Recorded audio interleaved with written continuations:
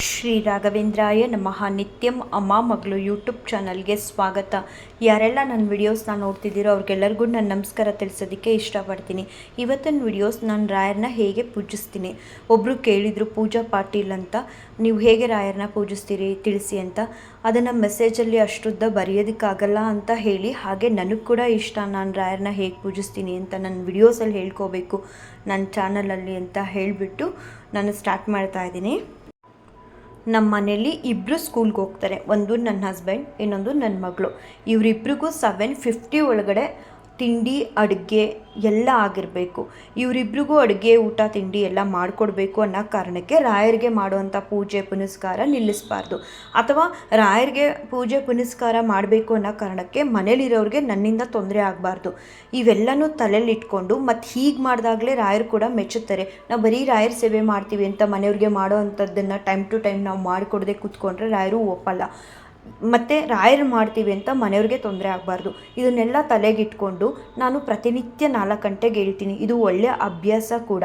4 ಗಂಟೆಗೆ ಎದ್ದು fresh up ಆಗಿ ಕಸ ಗುಡಿಸಿ ಬಾಗಿಲು ನೀರು ಹಾಕಿ ರಂಗೋಲಿ ಹಾಕಿ ರಾಯರ ಹತ್ರ ಬಂದು ನಮಸ್ಕಾರ ಮಾಡಿ, ರಾಯರು ಇರೋ ಜಾಗ ಎಲ್ಲ ಒರೆಸಿ ರಂಗೋಲಿ ಹಾಕಿ ನಮ್ಮ ಮನೇಲಿರೋ ಅಂಥ ಹೂಗಳನ್ನ ಅವ್ರಿಗೆ ಅರ್ಪಿಸಿ, ಮತ್ತು ಪ್ರತಿನಿತ್ಯ ನಾನು ರಾಯರಿಗೆ 1 ಕಪ್ ಹಾಲು ಕಾಯಿಸ್ಕೊಡ್ತೀನಿ. ನಾನು ನನ್ನ ಅಪ್ಪನ ಥರನೇ ನಾನು ಅವ್ರನ್ನ ನೋಡೋದು. ಅಪ್ಪನ ಥರ ಪ್ರೀತಿ ಕೂಡ ಅವರು ನನಗೆ ಕೊಡ್ತಿದ್ದಾರೆ. ಸರಿನೋ ತಪ್ಪೋ ನನಗೆ ತಿಳಿದು ಬಿಸಿ ಕೊಡಬೇಕೋ ಹಸಿ ಹಾಲು ಕೊಡಬೇಕೋ ದೇವರಿಗೆ. ಬಟ್ ನಾನು 9 ತಿಂಗಳಿಂದ ಇದೇ ಮಾಡ್ಕೊಂಡು ಬಂದಿರೋದು. ಬಿಸಿಯಾಗಿ 1 ಕಪ್ಗೆ ಹಾಲು ಕಾಯಿಸಿ, ಸಕ್ಕರೆ ಇದ್ದರೆ ಸಕ್ಕರೆ, ಕಲ್ಸಕ್ಕರೆ ಇದ್ದರೆ ಕಲ್ಸಕ್ಕರೆ ಹಾಕಿಬಿಟ್ಟು 1 ಕಪ್ ನೀರಿಟ್ಟು ದೇವ್ರ ಮನೆಗೆ ತೊಗೊಂಡೋಗಿ ಎಲ್ಲ ತಯಾರಿ ಮಾಡಿಕೊಂಡು ಕೂತ್ಕೊಳ್ತೀನಿ. ಪ್ರಾರ್ಥನೆ ಹೇಗಿರುತ್ತೆ ನನ್ನದು ಅಂದರೆ, ಮೊದಲನೇದು ವಕ್ರತುಂಡ ಮಹಾಕಾಯ ಹೇಳ್ಕೊಂಡು, ನೆಕ್ಸ್ಟು ಶುಕ್ಲಾಂಬರಧರಂ ಹೇಳ್ತೀನಿ. ಅದಾದಮೇಲೆ ಓಂ ತ್ವಮೇವ ಮಾತಾ ಚ ಪಿತಾ ಚ ತ್ವಮೇವ ಹೇಳ್ತೀನಿ. ಅದು ಹೇಳಿಬಿಟ್ಟು ನಾನು ಹೇಳ್ತೀನಿ, ರಾಯರೇ ನನಗೆ ತಂದೆ, ನನಗೆ ತಾಯಿ, ನನಗೆ ಬಂಧು, ನನ್ನ ಬಳಗ ಎಲ್ಲವೂ ನೀವೇ. ನನಗೆ ಶಕ್ತಿ ನೀವು, ನನಗೆ ಧೈರ್ಯ ನೀವು, ನನಗೆ ದಾರಿ ದೀಪ ನೀವು. ನನ್ನನ್ನು ತಪ್ಪು ಮಾಡಿದಾಗ ಶಿಕ್ಷೆ ಕೊಡುವಂಥ ಶಿಕ್ಷಕರೂ ನೀವೇ. ನನಗೆ ಗೊತ್ತಿಲ್ಲದೆ ಬರ್ತಿರೋ ಅಂಥ ಕಷ್ಟ ಕಾರ್ಪಣ್ಯ ದುಃಖ ದುಮ್ಮಾನಗಳನ್ನ ದೂರ ಮಾಡುವಂತಹ ಗುರುಗಳೂ ನೀವೇ. ಸಕಲ ಸರ್ವಸ್ವವೂ ನೀವೇ. ನನ್ನ ಪ್ರಪಂಚನೇ ನೀನು ರಾಯಪ್ಪ. ನಿನ್ನನ್ನು ಬಿಟ್ಟು ನನಗೇನು ತಿಳಿದು ಅಂತ ಹೇಳ್ತೀನಿ. ಯಾಕಂದರೆ ನನ್ನ ಸಿಚುವೇಶನ್ ಕೂಡ ಹಾಗೇ ಇದ್ದಿದ್ದು. ನನಗೆ ನಂದು ನನ್ನವರು ಅಂತ ಯಾರೂ ಇಲ್ಲ. ನಾನು ಎಲ್ಲನೂ ರಾಯರನ್ನೇ ನಾನು ಕಾಣೋದು. ಪ್ರತಿಯೊಬ್ಬರು ಪ್ರೀತಿನೂ ನನಗೆ ರಾಯರು ಕೊಡ್ತಾ ಇದ್ದಾರೆ. ಎಷ್ಟು ಪ್ರೀತಿ ಕೊಡ್ತಾರೆ ಅಂದರೆ ನಿಜವಾಗ್ಲೂ ನಾನು ಅವ್ರ ಸೇವೆ ಹಗಲು ರಾತ್ರಿ ಮಾಡೋ ಕೂಡ ಸಿದ್ಧ ಅಂತ ಹೇಳ್ತೀನಿ ಅವ್ರ ಹತ್ರ. ಹಾಗೆ ಹೇಳಿ ರಾಯಪ್ಪ ನೀವಂದರೆ ನನಗೆ ತುಂಬ ಇಷ್ಟ, ನೀವಂದರೆ ನನ್ನ ಪ್ರಾಣ, I love you so much ಅಂತ ಫಸ್ಟ್ ಟೈಮ್ ಬೆಳಿಗ್ಗೆ ಹೇಳ್ತೀನಿ. ಅದಾದಮೇಲೆ ನಾನು ಪೂಜ್ಯಾಯ ರಾಘವೇಂದ್ರಾಯ ಹೇಳಿಕೊಂಡು ನಂತರ ನಾನು ರಾಘವೇಂದ್ರ ಸ್ತೋತ್ರದಲ್ಲಿ ಅದಕ್ಕೂ ಮುಂಚೆ ಗಾಯತ್ರಿ ರಾಘವೇಂದ್ರ ಸ್ತೋತ್ರ ಅಂತ ಬರುತ್ತೆ. ಓಂ ವೆಂಕಟನಾಥಾಯ ವಿದ್ಮಹೆ ಸಚ್ಚಿದಾನಂದಾಯ ಧೀಮಹಿ ತನ್ನೋ ಶ್ರೀ ರಾಘವೇಂದ್ರ ಪ್ರಚೋದಯಾತ್. ಓಂ ವೆಂಕಟನಾಥಾಯ ವಿದ್ಮಹೆ ತಿಮ್ಮಣ್ಣಪುತ್ರಾಯ ಧೀಮಹಿ ತನ್ನೋ ಶ್ರೀ ರಾಘವೇಂದ್ರ ಪ್ರಚೋದಯಾತ್. ಓಂ ಪ್ರಹ್ಲಾದಾಯ ವಿದ್ಮಹೆ ವ್ಯಾಸರಜಾಯ ಧೀಮಹಿ ತನ್ನೋ ಶ್ರೀ ರಾಘವೇಂದ್ರ ಪ್ರಚೋದಯಾತ್. ಈ ಶ್ಲೋಕನ 3 ಬಾರಿ ಹೇಳ್ತೀನಿ. ನಂತರ ಶ್ರಿತಜನ ದುರಿತಜ್ಞಂ ಭಕ್ತವರ್ಗಸ್ಯ ನಿಘ್ನಂ ಸುರತರು ಸಮರೂಪಂ ಸರ್ವಸಾಮ್ರಾಜ್ಯಭೂಪಂ ಭಜಕಜನ ಶರಣ್ಯಂ ನೌಮಿ ಕಾರುಣ್ಯಪೂರ್ಣಂ ಕುರುಋಣ ಪರಿಹಾರಂ ತಾತಮೇ ರಾಘವೇಂದ್ರ. ಇದನ್ನು ಹೇಳಿ ರಾಘವೇಂದ್ರ ಗುರು ಸ್ತೋತ್ರ ಇದೆಯಲ್ಲ ಅದನ್ನು ಹೇಳ್ತೀನಿ. ಶ್ರೀ ಪೂರ್ಣಬೋಧ ಗುರುತೀರ್ಥ ಅದನ್ನು ಹೇಳಾದಮೇಲೆ ರಾಯರಿಗೆ ನಾನು ತೊಗೊಂಡೋಗಿರೋಂಥ ದೇವ್ರ ಮನೆಗೆ ಹಾಲು ಮತ್ತು ನೀರನ್ನ ನೈವೇದ್ಯ ಮಾಡ್ತೀನಿ. ನಾನು ಹೇಳ್ತೀನಿ, ರಾಯಪ್ಪ ಈ ಪ್ರಸಾದನ ನೀವು ಸ್ವೀಕಾರ ಮಾಡಬೇಕು ಅಂತ ಹೇಳಿ ರಾಘವೇಂದ್ರ ಸ್ವಾಮಿಯವ್ರ ಜೊತೆಗೆ ಶ್ರೀಕೃಷ್ಣ ಪರಮಾತ್ಮ, ಆಂಜನೇಯ, ಸುಬ್ರಹ್ಮಣ್ಯೇಶ್ವರ ಮತ್ತು ನನ್ನ ಮನೇಲಿರೋ ಅಂಥ ಎಲ್ಲ ದೇವರು ದೇವತೆಗಳಿಗೆ ನೆನ್ಪು ಮಾಡಿಕೊಂಡು ಇದನ್ನು ನೀವೆಲ್ಲರೂ ಸ್ವೀಕಾರ ಮಾಡಿ ಪ್ರೀತ್ಯರ್ಥರಾಗಬೇಕು, ನೀವೆಲ್ಲರೂ ಪ್ರಸನ್ನರಾಗಬೇಕು ಅಂತ ಕೇಳ್ಕೊಳ್ತೀನಿ. ಅದಾದಮೇಲೆ ರಾಯರಿಗೆ ಆರತಿ ಮಾಡ್ತೀನಿ. ಆರತಿ ಮಾಡಾದಮೇಲೆ 1-2 ನಿಮಿಷ ಅವ್ರ ಮುಂದೆ ಕೂತ್ಕೊಳ್ತೀನಿ. ನಾನು ಹೇಳ್ಕೊಳ್ತೀನಿ, ಯಾವಾಗಲೂ ಅವ್ರನ್ನ ನಾನು ಹಾಗೆ ಕೇಳ್ಕೊಳ್ಳೋದು, ಇಷ್ಟೊತ್ತು ಸೇವೆ ಮಾಡ್ತೀನಲ್ಲ, ನನ್ನ ಕಷ್ಟ ಯಾವುದು ಹೇಳ್ಕೊಬಾರ್ದು ರಾಯಪ್ಪ, ಹಾಗಿಟ್ಟಿರಿ ನನ್ನನ್ನು. ಇಲ್ಲೇನು ಕೂತ್ಕೋತೀನಿ ಅಷ್ಟೊತ್ತು ನಿನ್ನ ಮುಂದೆ ನಿನ್ನ ಸೇವೆ, ನಿನ್ನ ನಾಮಸ್ಮರಣೆಯಲ್ಲೇ ಇರಬೇಕು ಹೊರತು ನನಗದು ಬೇಕು ಇದು ಬೇಕು ಈ ಕಷ್ಟ ಬರಬೇಕು ಅಂತ ಕೊಡಬೇಡ ರಾಯಪ್ಪ, ಕೇಳೋ ಥರ ಸ್ಥಿತಿನ ನನಗೆ ಅಂತ ಕೇಳ್ತೀನಿ. ಆದರೂ ನನಗೊಂದೊಂದ್ಸಲ ನಿಜವಾಗ್ಲೂ ಎಲ್ರಿಗೂ ಕಷ್ಟಗಳು ಬಂದೇ ಬರುತ್ತೆ. ಪ್ರಾಬ್ಲಮ್ಗಳು ಏನೇ ಇದ್ರೂ ನಾನು ಆ ಟೈಮಲ್ಲಿ ಎಲ್ಲ ಆರತಿ ಎಲ್ಲ ಆದಮೇಲೆ ರಾಯರೇ ನನಗೆ ಈ ಥರ ಬೇಕು ಮಾಡಿಕೊಡಿ ಅಂತ ಕೇಳ್ಕೊಳ್ತೀನಿ. ಇತ್ತೀಚೆಗೆ ಏನಾಗುತ್ತೆ, ನಾನು ರಾಯರ ಹತ್ರ ಕೇಳೋದಕ್ಕೂ ಮುಂಚೆ ಮನಸ್ಸಲ್ಲಿ ಅಂದ್ಕೊಳ್ತೀನಿ, ಆ ಸಮಸ್ಯೆಗಳು ಅಲ್ಲಲ್ಲೇ ಅವಾಗವಾಗಲೇ ಸಾಲ್ವ್ ಆಗ್ತಿರುತ್ತೆ. ಎಷ್ಟು ಅನುಗ್ರಹಿಸ್ತಾರೆ ರಾಯರು ಅಂದರೆ, ನಾನು ಒಂದೊಂದು ಸಲ ಕ್ಲಾರಿಟಿನೇ ಕೊಡಬೇಕು ರಾಯಪ್ಪ ನನಗೆ, ಈ ಥರ ಏನು ಮಾಡಲಿ, ನಾನು ಒಂದೊಂದು ಹೆಜ್ಜೆನೂ ರಾಯರ ಒಪ್ಪಿಗೆ ಇಲ್ಲದೆ ಇಡೋದೇ ಇಲ್ಲ. ಅವ್ರು ಕೊಡೋವರೆಗೂ ಒಂದು 5-6 ದಿನ ಆದರೂ ಒಂದು ಕೆಲಸಕ್ಕೋಸ್ಕರ ಕಾಯ್ತೀನಿ ಹೊರತು, ಅವ್ರು ಓಕೆ ಮಾಡೋವರೆಗೂ ನಾನು ಯಾವ ಕೆಲಸನೂ ಮುಂದುವರ್ಸಲ್ಲ. ನನಗೆ ಇಂಪಾರ್ಟೆಂಟ್ಸ್ ಯಾವುದೇ ಕೆಲಸಗಳಿದ್ರೂ ಅವ್ರ ಪರ್ಮಿಷನ್ ತೊಗೊಂಡೆ ನಾನು ಮಾಡೋದು. ಆವಾಗ ಅವರು ಒಂದೊಂದು ಸಲ ಮೌನವಾಗಿರ್ತಾರೆ. ಸರಿ ಆಯಿತು ರಾಯಪ್ಪ, ನಿಮ್ಗೆ ಇಷ್ಟ ಬಂದಾಗ ನನಗೆ ಉತ್ತರ ಕೊಡಿ ಅಂತ ಹೇಳಿ ಅವ್ರಿಗೆ ಪ್ರದಕ್ಷಿಣೆ ಮಾಡಿ ನಮಸ್ಕರಿಸಿ ಹೊರಗಡೆ ಬರ್ತೀನಿ. ಅಷ್ಟರೊಳಗಡೆ ರಾಯರು ಇಲ್ಲ ಅಂದರೂ ನನಗೆ 1-2 ಹೂಪ್ರಸಾದ ಕೊಟ್ಟೆ ಕಳಿಸ್ತಾರೆ, ನನ್ನ ಬರಿಗೈಯಲ್ಲಿ ಕಳಿಸಲ್ಲ. ಇಷ್ಟೆಲ್ಲ 5-5:45, 6 ಗಂಟೆ 5:15 ಒಳಗಡೆ ಎಲ್ಲ ಪೂಜೆ ಆರತಿ ಎಲ್ಲ ಆಗಿರುತ್ತೆ ನನ್ನ ಮನೇಲಿ ಪ್ರತಿನಿತ್ಯ. ಆಮೇಲೆ ನಾನು ಮತ್ತೆ ಎಂದಿನಂತೆ ಮಕ್ಕಳು ಗಂಡ ಇಬ್ಬರೂ ಸ್ಕೂಲ್ಗೆ ರೆಡಿ ಮಾಡಿ ಮನೆ ಕೆಲಸ ಎಲ್ಲ ಮುಗಿಸಿ, ನಾನು ಜನಗಳ ಜೊತೆ ಮಾತಾಡೋದು ತೀರಾ ಕಮ್ಮಿ. ಇವಾಗ ನಿಜವಾಗ್ಲೂ ನಾನು ಹೀಗೆಲ್ಲ ಮಾತಾಡ್ತಿದ್ದೀನಿ ಅಂದರೆ ಅದೆಲ್ಲ ರಾಯರ ಇಚ್ಛೆ. ನಾನು ಎಷ್ಟು ನೊಂದಿದ್ದೀನೋ ಅಷ್ಟು ಪ್ರೀತಿ ತುಂಬ್ತಿದ್ದಾರೆ ರಾಯರು ಅಂತ ಹೇಳ್ಕೊಳ್ತೀನಿ. ಎಲ್ಲ ಮುಗಿಸಿ ಮನೆ ಕೆಲಸ ಎಲ್ಲ ಆದಮೇಲೆ ನಾನು ಮತ್ತೆ ಸ್ಕ್ರೀನ್ ಓಪನ್ ಮಾಡಿ ನಾನು 1 ನಿಮಿಷ ಟೈಮ್ ಉಳಿದ್ರೂ ರಾಯರ ಮುಂದೆ ಕಳೆಯೋದಕ್ಕೆ ಇಷ್ಟಪಡ್ತೀನಿ ಸತ್ಯವಾಗ್ಲೂ. ಮತ್ತೆ ದೇವ್ರ ಮನೆಗೆ ಹೋಗ್ತೀನಿ. ಹೋಗುವಾಗ ಬರೀ ಕೈಯಲ್ಲಿ ಹೋಗಲ್ಲ, ನನಗೇನಾದರೂ ತೊಗೊಂಡೇ ಹೋಗಬೇಕು, ಅವ್ರಿಗೆ ನೈವೇದ್ಯ ಮಾಡಬೇಕು ಅನ್ನೋ ಮನಸ್ಸನ್ನ ಕೊಟ್ಟಿರೋದು ರಾಯರೇ. ನನ್ನಲ್ಲಿ ಏನೇ ಬದಲಾವಣೆ ಆಗಿದ್ರು ಅದು ರಾಯರಿಂದನೇ, ಅವ್ರು ಕಲಿಸಿರೋ ಪಾಠನೇ. ಸೊ ನಾನೇನು ಮಾಡ್ತೀನಿ, ಇದೇ ಬೇಕು ಅದೇ ಬೇಕು ಅಂತಲ್ಲ, ನಿಜವಾಗ್ಲೂ ರಾಯಪ್ಪ ಒಂದು ಕಡಲೆಕಾಯಿ ಬೀಜ ತೊಗೊಂಡೋಗಿ ಅವ್ರಿಗೆ ನೈವೇದ್ಯ ಮಾಡಿದ್ರು ಅರ್ಪಿಸ್ಕೊಳ್ತಾರೆ. ಏನೂ ಇಲ್ಲ ಅಂದ್ರೂ ನಾನು ಬರೀ ಕಡಲೆ ಎತ್ಕೊಂಡು ಹೋಗಿ ಕೊಟ್ಟರು ನೈವೇದ್ಯನ ಅರ್ಪಿಸ್ಕೊತಾರೆ. ಸೊ ನಮ್ಮ ಮನೇಲಿ ದೇವರು ರಾಯರು ನನಗೇನು ಕೊಟ್ಟಿದ್ದಾರೆ ಆ ಹೊತ್ತಿಗೆ ಇಲ್ಲ ಅವಲಕ್ಕಿ, ಸಕ್ಕರೆ, ಬಾದಾಮಿ 2 ಒಂದು ನನ್ನ ಕೈಲಿ ಏನು ಶಕ್ತಿ ಇರುತ್ತೆ, ದ್ರಾಕ್ಷಿ ಯಾವುದಾದ್ರೂ ಸರಿ ತೊಗೊಂಡೋಗಿ ಅವ್ರ ಮುಂದೆ ಇಟ್ಟು ಮತ್ತೆ ಕೂತ್ಕೋತೀನಿ ರಾಯರ ಹತ್ರ. ಮತ್ತೆ ಏನು ಹೇಳ್ತೀನಿ, ಓಂ ತ್ವಮೇವ ಮಾತಾ ಚ ಪಿತಾ ಚ ಹೇಳ್ಕೊಳ್ತೀನಿ. ಅದಾದಮೇಲೆ ಪೂಜ್ಯ ರಾಘವೇಂದ್ರಾಯ, ಆಮೇಲೆ ರಾಘವೇಂದ್ರ ಗಾಯತ್ರಿ ಶ್ಲೋಕ. ಅದಾದಮೇಲೆ ಪುನಃ ಬೆಳಿಗ್ಗೆ ಏನಿತ್ತು ಅದರಲ್ಲಿ ವಕ್ರತುಂಡ ಶುಕ್ಲಾಂಬರಧರಂ ಹೇಳಲ್ಲ, ಇನ್ನೆಲ್ಲ ಅಷ್ಟು ಹೇಳಿ ರಾಯರಿಗೆ ದೀಪ ಅಂತೂ ಹಚ್ಚಿರಲ್ಲ ಮಧ್ಯಾಹ್ನದೊತ್ತು. ನಾನು ರಾಯರಿಗೆ ಈ ಪ್ರಸಾದನ ಸ್ವೀಕಾರ ಮಾಡ್ಕೋ ರಾಯಪ್ಪ, ನೀನು ಪ್ರೀತ್ಯರ್ಥರಾಗಬೇಕು ಅಂತ ಕೇಳ್ಕೊಳ್ತೀನಿ. ಕೇಳ್ಕೊಂಡೆಲ್ಲ ಆದಮೇಲೆ ಮತ್ತೆ ಅವ್ರ ಜೊತೆ 1-2 ನಿಮಿಷ ಮಾತಾಡಿ, ಸೇಮ್ ತುಂಬ ಕಡಿಮೆ ನಾನು ನನ್ನ ಕಷ್ಟನ ಹೇಳ್ಕೊಳ್ಳೋದು. ಇತ್ತೀಚೆಗಂತೂ ನನ್ನನ್ನು ಹಾಗೇ ಇಟ್ಟಿದ್ದಾರೆ. ಯಾವುದೇ ಒಂದು ಸಮಸ್ಯೆನ ಎಲ್ಲೋ ಕುತ್ಕೊಂಡು ಹೋಗಿ ಈಗ ರಾಯರ ಹತ್ರ ಕೇಳಬೇಕು ಅನ್ನೋ ಅಷ್ಟರೊಳಗಡೆ ಅದು ಸಾಲೋಗೋಗ್ಬಿಟ್ಟಿರುತ್ತೆ.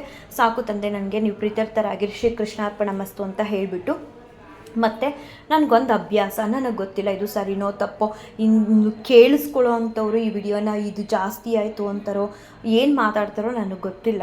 ನಾನು ಇಷ್ಟೆಲ್ಲ ಆದಮೇಲೆ ರಾಯರಿಗೆ ಒಂದು ತೊಟ್ಲು ತಂದಿದ್ದೀನಿ. ಆ ಪ್ರೀತಿ ಬರಬೇಕು ನನಗೆ ರಾಯರ ಮೇಲೆ ಅನ್ನೋದು ಅದು ರಾಯರಿಚ್ಛೆ ಅಂತಲೇ. ಅವ್ರಿಗೆ ಒಂದು ವಿಗ್ರಹ ಮಾಡಿಸಿದ್ದೀನಿ, ಅದರಲ್ಲಿ ಇಟ್ಟು ಅವ್ರನ್ನ ತೂಗಬೇಕು ಅನ್ನೋ ಆಸೆ ನನಗೆ. ಪ್ರತಿ ಮಧ್ಯಾಹ್ನ ನಾನು ತೂಗಿರೆ ರಾಯರ ಹಾಡು ಹೇಳ್ಕೊಂಡು ಅವ್ರನ್ನ ತೂಗ್ತಾ ನನ್ನ ಮನೇಲಿ ಒಂದು ಗ್ರೇ ಕಲರ್, ಅದೇ ಸಿಮೆಂಟ್ ಕಲರ್ದು ಒಂದು ರಾಯರ ಮೂರ್ತಿ ಇದೆಯಲ್ಲ, ಅದರಲ್ಲಿ ಅವ್ರ ಕಾಲು ಕಾಣಿಸುತ್ತೆ ನನಗೆ, ಪಾದ ಅಷ್ಟು ನನಗೆ ಗಟ್ಟಿಯಾಗಿ ಹಿಡ್ಕೊಳ್ಳೋ ಅಷ್ಟು ಸಿಗಲ್ಲ. ಆದರೂ ಆ ಪಾದನ ಹಿಡ್ಕೊಂಡು ನಾನು ಒತ್ತುತ್ತಿದ್ದೀನಿ, ಅವ್ರಿಗೆ ಕಾಲು ಮಲಗಿಸ್ತಿದ್ದೀನಿ ಅನ್ನೋ ಭಾವನೆಯಲ್ಲಿ ತೂಗಿರೆ ರಾಯರ ಹೇಳ್ಕೊಂಡು ಹಾಡನ್ನ ಅವ್ರನ್ನ ಮಲಗಿಸ್ತಾ ಇದ್ದೀನಿ ಅಂತ ಹೇಳಿ ಹಾಡು ಎಂಡಾದಮೇಲೆ ನಾನು ಹೇಳ್ತೀನಿ, ರಾಯರೇ ನನ್ನ ಮನೆ ಒಳಗಡೆ ಇರಬೇಕು, ನಿಮ್ಮನ್ನ ನಾನು ಚೆನ್ನಾಗಿ ನೋಡ್ಕೋಬೇಕು, ಆ ಶಕ್ತಿ, ಆ ಭಕ್ತಿ, ಆ ಶ್ರದ್ಧೆ, ಆ ಸೇವೆನ ನನಗೆ ನೀವು ಕೊಡಬೇಕು, ನಾನು ಇನ್ನೇನು ಕೇಳ್ಕೊಳ್ಳಲ್ಲ, ನೀವು ವಿಶ್ರಾಂತಿ ತಗೊಳ್ಳಿ ಅಂತ ಹೇಳಿಬಿಟ್ಟು ಮತ್ತು ನಾನು ಅವ್ರಿಗೆ ಪ್ರದಕ್ಷಿಣೆ ಮಾಡಿ ಹೊರಗಡೆ ಬರ್ತೀನಿ. ಆ ಟೈಮಲ್ಲಿ ಕೂಡ ನನಗೆ ಎಷ್ಟೋ ದಿನ ರಾಯರು ಹಾಗೆ ಕಳಿಸಲ್ಲ, ಹೂಪ್ರಸಾದ ಕೊಡ್ತಾರೆ. ಮತ್ತು 4 ಗಂಟೆ ನಾನು ರೆಸ್ಟ್ ಮಾಡಿ ಎದ್ದು ಊಟ ಎಲ್ಲ ಮುಗಿಸ್ಕೊಂಡು ಮತ್ತು ನನಗೆ ಸಮಯ ಉಳಿದ್ರೆ ನಾನು ಹೋಗೋದೇ ರಾಯರ ಹತ್ರ. ಹೋಗ್ಬಿಟ್ಟು ಆ ಟೈಮಲ್ಲಿ ಏನು ಮಾಡ್ತೀನಿ ಅಂದರೆ, ರಾಯರಿಗೋಸ್ಕರ ಗುರುವಾರ ಪೂಜೆಯಲ್ಲಿ ಯಾವ ಹಾಡು ಹೇಳಬೇಕು ಕಲಿತೀನಿ ನಾನು. ತಪ್ಪೋ ಸರಿಯೋ ಗೊತ್ತಿಲ್ಲ, ಆ ಹೊತ್ತಿನಲ್ಲೂ ನಾನು ಕಲಿಯುವಾಗ ತಪ್ಪಿರಲಿ ಸರಿ ಇರಲಿ ರಾಯರಿಗೆ ಇಷ್ಟ ಆದರೆ ಆಗಲೂ ನನಗೆ ಹೂಪ್ರಸಾದ ಕೊಟ್ಟು ಕಳಿಸ್ತಾರೆ. ಮತ್ತು ಇನ್ನು ಮನೇಲೆಲ್ಲ ಬಂದಮೇಲೆ ಮನೆಯವ್ರದ್ದೆಲ್ಲ ಏನು ಬೇಕು ಬೇಡ ಎಲ್ಲ ನೋಡಿ ಕರೆಕ್ಟಾಗಿ 6 ಗಂಟೆ 6:15 ನಾನು ಎಲ್ಲಿದ್ದರೂ ತಪ್ಪಿಸಲ್ಲ, ಯಾಕಂದರೆ ರಾಯರು ಕಾಯ್ತಿರ್ತಾರೆ ಅಂತ ದೇವ್ರ ಮನೆಗೆ ಹೊರಟ್ಬಿಡ್ತೀನಿ. ಹೋಗಿ ಆ ಟೈಮಲ್ಲಿ ಮತ್ತೆ ದೀಪ ಹಚ್ಚಿ ಬೆಳಗ್ಗೆ ಏನು ಪ್ರಾರ್ಥನೆ ಮಾಡ್ತೀನಿ ಸೇಮ್ ಡಿಟ್ಟೋ ಅಷ್ಟು ಮಾಡಿ ರಾತ್ರಿ ಹೊತ್ತು ಆರತಿ ಕೊಡಲ್ಲ.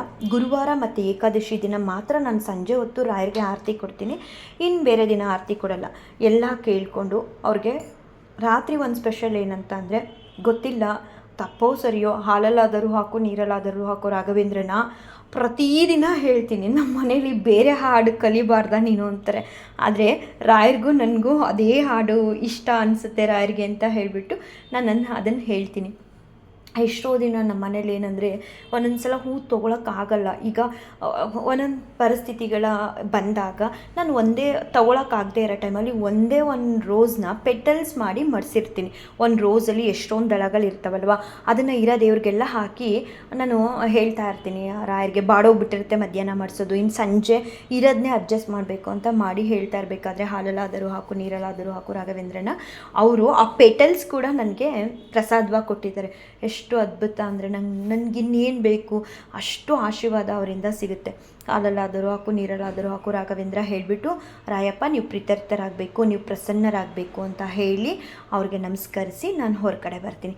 ಇಷ್ಟಾದಮೇಲೆ ಊಟ ಎಲ್ಲ ನಾನು ತುಂಬ ಸಲ ನಾನು ರಾಯರು ಒಂಥರ ತುಂಬ ಪ್ರೀತಿ ಮಾಡ್ತೀನಿ. ಆ ಮನ್ಸು ಬರಬೇಕಾದ್ರೂ ನನಗೆ ಆ ಮನ್ಸು ಕೊಟ್ಟಿರೋದು ರಾಯರೇ ಅಂತ ಹೇಳ್ಕೊಳ್ತೀನಿ. ಸರಿ, ಊಟ ಎಲ್ಲ ಆಗಿ ನಾವು ಮಲ್ಗಕ್ಕೆ ಹೋಗೋದಕ್ಕೂ ಮುಂಚೆ ಫಸ್ಟು ನಮ್ಮ ಮನೆಯವರು ನನ್ನ ಮಗಳು ಬಂದು ಕೊಡ್ತಿರ್ಲಿಲ್ಲ.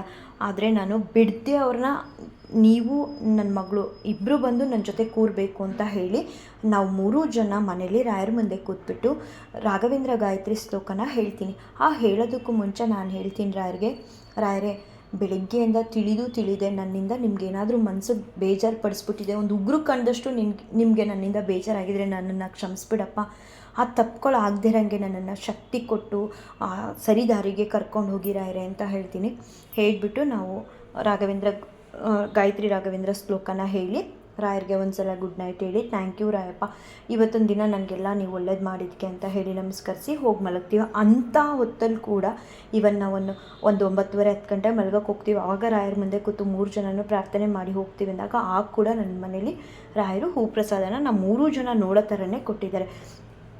ರಾಯರು ತುಂಬ ಪ್ರೀತಿ ಕೊಡ್ತಾರೆ. ನಾನು ಹಿಂಗಿರಲಿಲ್ಲ, ಪೂಜೆ ಪುನಸ್ಕಾರ ಏನೂ ಗೊತ್ತಿರಲಿಲ್ಲ. ಇವತ್ತು ನಾನು ಏನೇ ಮಾಡ್ತಾಯಿದ್ರು, ನಾನು ಏನೇ ಹೇಳ್ತಾ ಇರೋದು ಅವ್ರ ಇಚ್ಛೆಯಿಂದನೇ ನನ್ನ ಜೀವನ ನಡೀತಿರೋದು ಅಂತ ಹೇಳ್ಕೊಳ್ಳೋದಕ್ಕೆ ಇಷ್ಟಪಡ್ತೀನಿ. ಮತ್ತು ಈ ವಿಡಿಯೋಸ್ನ ಯಾರೆಲ್ಲ ನೋಡ್ತೀರಾ ಇವ್ರ ಥರನೇ ನಾವು ಮಾಡಬೇಕಾ ಅಂತೆಲ್ಲ ಅಂದ್ಕೋಬೇಡಿ. ಯಾಕಂದರೆ ನಾನು ನನ್ನ ಮನಸ್ಸಲ್ಲಿ ನನ್ನ ಪ್ರೀತಿ ನನಗೆ ರಾಯರ ಹತ್ರ ಹೋಗಬೇಕು, ಟೈಮ್ ಕಮ್ಮಿ ಇದ್ದಾಗೆಲ್ಲ ನಾನು 1 ನಿಮಿಷ ಉಳಿದ್ರೂ ನಾನು ರಾಯರ ಮುಂದೆನೇ ಹೋಗಿ ಕಳೀತೀನಿ. ಎಲ್ಲರೂ ನಾನು ಹೀಗೆ ಮಾಡಿ ಅಂತ ಕೂಡ ನಾನು ಹೇಳಲ್ಲ. ಒಂದೇ ಒಂದು ಹೇಳೋದಕ್ಕೆ ನಾನು ಇಷ್ಟಪಡ್ತೀನಿ. ಎಲ್ಲರೂ ಮನೆಗಳಲ್ಲಿ ಯಾರೆಲ್ಲ ನಮಗೆ ರಾಘವೇಂದ್ರ ಸ್ವಾಮಿ ಬೇಕು ಅಂತ ಹೇಳಿ ಫೋಟೋಸು ವಿಗ್ರಹಸು ಏನೇ ತೊಗೊಂಡು ಹೋಗಿರಿ, ಮನೇಲಿ ಇಟ್ಟಿರ್ತೀರಲ್ವ, ಪ್ರತಿ ಗುರುವಾರ ನಾನು ಎಲ್ಲರಲ್ಲೂ ಕೇಳ್ಕೊಳ್ಳೋದು, ಈ ಥರ ಎಲ್ಲ ಯಾರೂ ಮಾಡೋಕ್ಕೆ ಹೋಗಬೇಡಿ. ಯಾಕಂದರೆ ಎಲ್ಲರೂ ಕೆಲ್ಸಕ್ಕೆ ಹೋಗೋದಿರುತ್ತೆ ಅಥವಾ ಬೇರೆ ಏನಾದರೂ ಅವ್ರದ್ದು ದಿನನಿತ್ಯ ಕೆಲಸಗಳಿರುತ್ತೆ. ನಾನು ಮನೇಲೇ ಇರೋದ್ರಿಂದ ನಾನು ಇದು ಅಭ್ಯಾಸ ಮಾಡ್ಕೊಂಡಿದ್ದೀನಿ. ಮತ್ತು ನನಗೆ ರಾಯರು ಕೂಡ ಇದೇ ರೀತಿ ಕರ್ಕೊಂಡು ಹೋಗ್ತಿದ್ದಾರೆ. ನನ್ನ ಅಭ್ಯಾಸ ಅನ್ನೋದಕ್ಕಿಂತ ರಾಯರು ಏನು ಮಾಡಿಸ್ತಿದ್ದಾರೆ ಅದನ್ನು ನಾನು ಮಾಡಿಸ್ತಿದ್ದೀನಿ. ನಿಮ್ಮ ಮನೆಗಳಲ್ಲಿ ಪ್ರತಿ ಗುರುವಾರ ಏನಿಲ್ಲ, ಸಿಂಪಲ್ಲಾಗಿ ರಾಯರಿಗೆ ಗಂಧ ಇಟ್ಟು, ಫೋಟೋ ಇರಲಿ ಮೂರ್ತಿ ಇರಲಿ, ಗಂಧ ಇಟ್ಟು, ಒಂದೇ ಒಂದು ದಳ ತುಳಸಿ ಇಟ್ಟು, ಒಂದೇ ಒಂದು ಸ್ಪೂನ್ ಸಕ್ಕರೆ ಇಟ್ಟು, ನಿಮಗೆ ಶಕ್ತಿ ಕೊಟ್ಟಿದ್ನ ರಾಯರು ಅಥವಾ ಭಗವಂತ ಶಕ್ತಿ ಕೊಟ್ಟಿದ್ದಾರಾ, ತುಪ್ಪದ ದೀಪ ಹಚ್ಚಿ, ಶಕ್ತಿ ಇಲ್ವಾ ತೊಂದರೆ ಇಲ್ಲ, 2 ದೀಪ ಹಚ್ಚಿ ಅವ್ರಿಡೋ ಜಾಗನ ಸ್ವಚ್ಛವಾಗಿಡಿ. ಇಷ್ಟೇ ನಾನು ಕೇಳ್ಕೊಳ್ಳೋದು. ಮತ್ತು ಇವ್ರು ಮಾಡ್ತಾರೆ, ನಾನು ಮಾಡಿದ್ರೆ ರಾಯರು ಹಿಂಗೆ ಹೊಲಿತಾರೇನೋ, ಅದೆಲ್ಲ ನಿಜವಾಗ್ಲೂ ತಪ್ಪು ಕಲ್ಪನೆ. ನೀವು ಭಕ್ತಿಯಿಂದ ನಾನು ಆಫೀಸ್ಗೆ ಹೋಗ್ಬೇಕಪ್ಪ, ನಾನು ಬರೋದೇ 12 ಗಂಟೆ ರಾತ್ರಿ ಆಗುತ್ತೆ, ನಾನು ಹೋಗೋದೇ 4 ಗಂಟೆ ರಾತ್ರಿ, ಬೆಳಿಗ್ಗೆ ಹೊತ್ತಿನಲ್ಲಿ ಬಿಡುವೇ ಇರಲ್ಲ, ನಾನು ಈ ಸಮಯದಲ್ಲಿ ಇದೆಲ್ಲ ಮಾಡೋಕ್ಕಾಗುತ್ತಾ? ನಿಜವಾಗ್ಲೂ ರಾಯರು ಇದೇನೂ ಕೇಳಲ್ಲ. ನೀನು ಒಂದೇ ಸೆಕೆಂಡು ಮಲ್ಕೊಳ್ಳೋದಕ್ಕೂ ಮುಂಚೆ ನಿನ್ಗೆ 5 ನಿಮಿಷ ಟೈಮ್ ಸಿಗುತ್ತಾ? ಹೋಗಿ ರಾಯರ ಮುಂದೆ ಕೂತು 1 ನಿಮಿಷ ಮಾತಾಡಿ, ಅವ್ರಿಗೆ ಭಕ್ತಿಯಿಂದ 1 ನಿಮಿಷ ಕೈ ಮುಗಿರಿ. ನಿಜವಾಗ್ಲೂ ಅನುಗ್ರಹಿಸ್ಬಿಡ್ತಾರೆ. ರಾಯರು ಬಹಳ ಪ್ರೀತಿ ಕೊಡ್ತಾರೆ. ಎಷ್ಟು ದಯಾಳುಗಳು ಅಂದರೆ, ಹೇಗೇಗೋ ಇದ್ದಿದ್ದು ನನ್ನ ಜೀವನನ ಏನು ಚೆನ್ನಾಗಿ ತೊಗೊಂಡು ಹೋಗ್ತಿದ್ದಾರೆ ಅಂದರೆ, ನಾನು ಎಷ್ಟು ಪುಣ್ಯ ಮಾಡಿದ್ದೀನೋ ಅನಿಸುತ್ತೆ. ನಿಜವಾಗ್ಲೂ ಯಾರೇ ರಾಯರ ಪಾದನ ಹಿಡೀರಿ, ಅವ್ರು ಒಳ್ಳೇದು ಮಾಡೇ ಮಾಡ್ತಾರೆ. ನಾನು ಇಷ್ಟು ಮಾತ್ರ ಕೇಳ್ಕೊಳ್ತೀನಿ, ಯಾರೆಲ್ಲ ಮನೆಗಳಲ್ಲಿ ರಾಯರ ವಿಗ್ರಹ ಫೋಟೋ ಇದೆ ಅದನ್ನು ಸ್ವಚ್ಛವಾಗಿಟ್ಟು ಪ್ರತಿ ಗುರುವಾರ ಇಷ್ಟು ಮಾಡಿ. ಶ್ರೀಕೃಷ್ಣ ಅರ್ಪಣ ಮಸ್ತು.